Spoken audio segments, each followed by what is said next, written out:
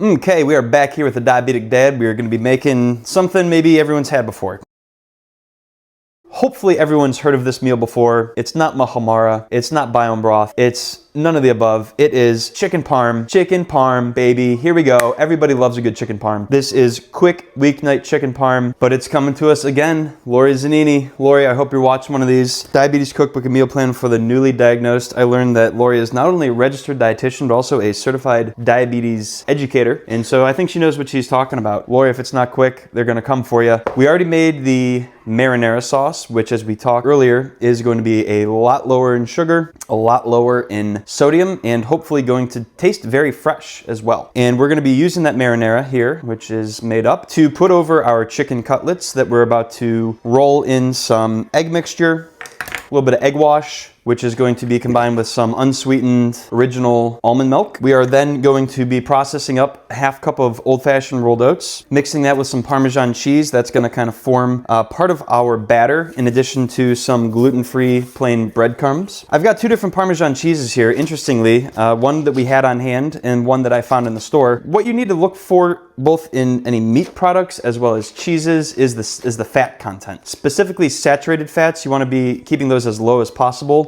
Trans fats, ideally you wouldn't have any trans fats in any of your foods. And so with our chicken breast, this is 99% fat-free. It is gluten-free, minimally processed, no antibiotics. All this stuff, you know, everybody's got their own opinion on this type of stuff. As natural of our food as we can possibly make it, ultimately is what I found is in everyone's best interest. And so the chicken here is pretty good. If you're gonna be eating meat, make sure it is lean meat. Make sure that it is ideally, naturally, to the extent possible, ethically sourced. Cheese though, the saturated fat content. So most of the fat actually doesn't come from meat, it comes from dairy. And so, for example, this particular Parmesan, which I will not be using, has 5 grams of saturated fat, which is 25% of the daily value in one of its servings. This one, by comparison, has half of a gram of saturated fat, which is 3% of the daily serving. So you literally have 6 times as much fat, I think, no, is that my math right? 8 times as much fat, boy, you think I know that. 8 times as much fat in this cheese versus this cheese, and how would you know the difference, right? And so we also have some mozzarella cheese that we're gonna be using. This is also reduced fat version, again. One of these days, I'm gonna do probably a little bit of an episode on how to read a nutritional label.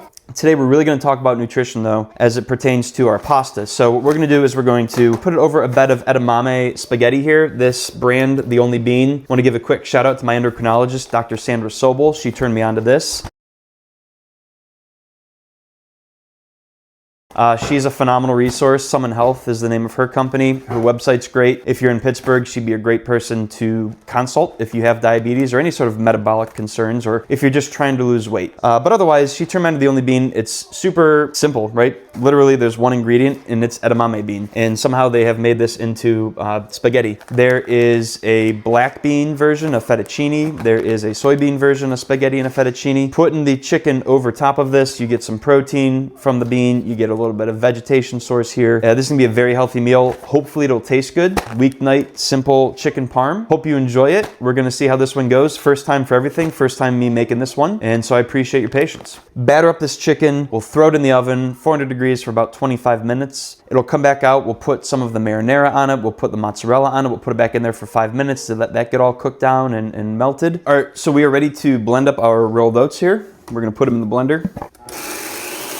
All right, so we're putting our rolled oats into this medium bowl, and then we're going to add a little bit of freshly cracked black pepper, about 1/4 cup worth, or 1/4 teaspoon, I should say. And then in another medium bowl, we're going to combine the egg and almond milk, and we're gonna lightly beat. We need 2 tablespoons of unsweetened plain almond milk, 1 egg. I'm gonna use a whisk here to quickly stir this up. We're also gonna preheat the oven here to 400. And on a plate, we're gonna mix breadcrumbs, Parmesan cheese, just kind of combine this. All right, so that's all mixed up. Okay, and so what we're gonna do now is we are going to open up our chicken. We're gonna take 1 cutlet out at a time. We're first gonna roll it in the oat and pepper mixture.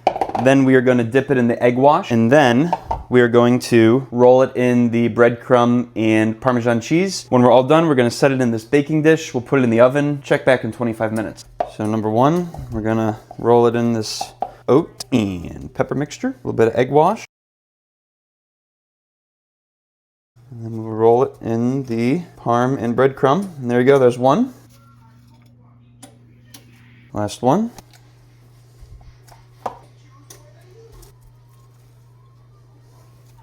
All right, there goes the oven. Preheated to 400. We're gonna throw this chicken in there, set the timer to 25 minutes, and we'll check back then. All right, chicken's going in the oven. We'll see you in 25 minutes. See you then. Okay, so we got about 5 minutes left on the chicken that's baking. I'm gonna turn on the stovetop to get the water bubbling so that we can add our edamame pasta in there. And then we'll check back in pretty soon, see how the chicken looks when we pull it out. Put on some of the homemade marinara, put on some of the mozzarella cheese, put it back in there for a few minutes. By then the pasta should be ready, drained, cooled, put it all together. We'll see the finished product pretty soon. Alrighty, so we are going to be taking the chicken out of the oven here. Oh yeah, I think is looking how we want it to look. So we're gonna be putting on half a marinara, and then we'll put on the mozzarella cheese. We'll stick her back in the oven for about 5 minutes. The water for the spaghetti is starting to boil, perfect timing. When this timer goes off again, we're gonna have everything ready to go. Plated, kids are getting hungry, wife's getting hungry, we'll be eating soon.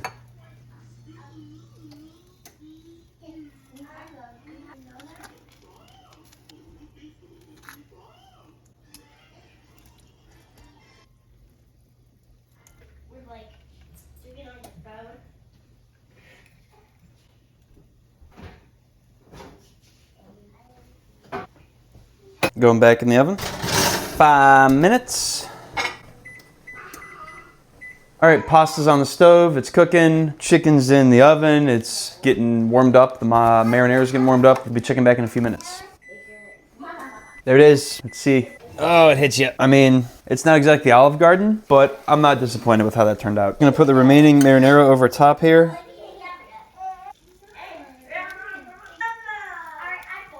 Get a nice heaping scoop of the edamame spaghetti. There's your chicken parm.